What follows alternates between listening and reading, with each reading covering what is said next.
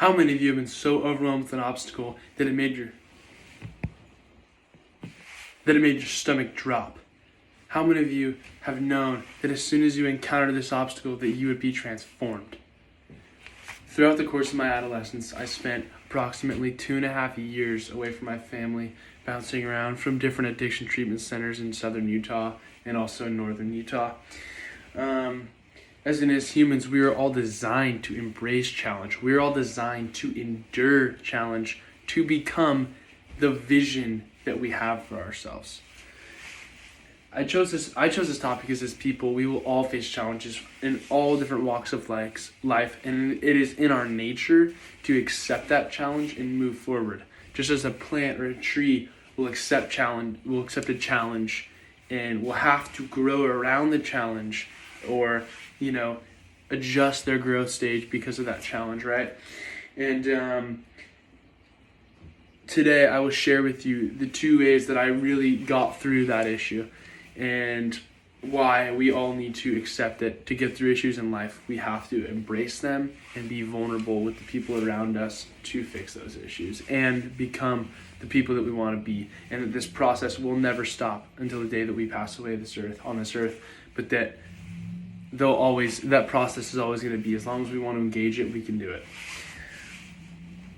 So let us begin today by acknowledging the power of vulnerability. Vulnerability is the willingness to put yourself out there, to allow yourself to be hurt or damaged physically or emotionally, but in this case we're going to talk emotionally, right?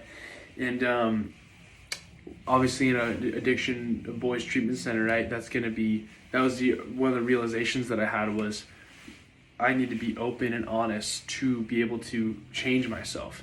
It's scary, but that's really what I want to gain. And I should be more scared of never growing as a person, and I need to make that sacrifice to grow as a person.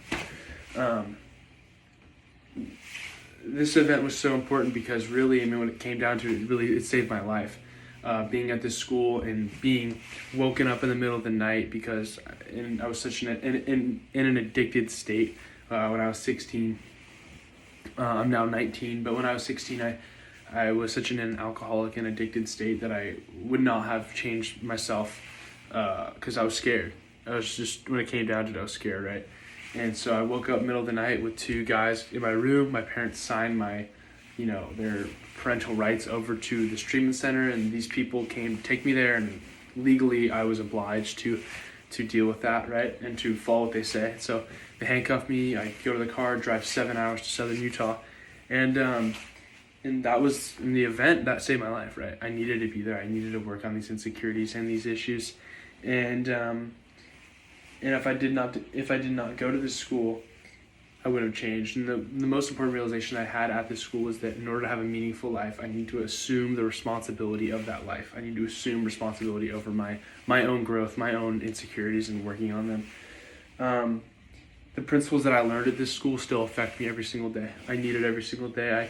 I need to assume responsibility over my needs, my task of the day, to have a meaningful, purposeful life and a purposeful existence while I'm on this earth.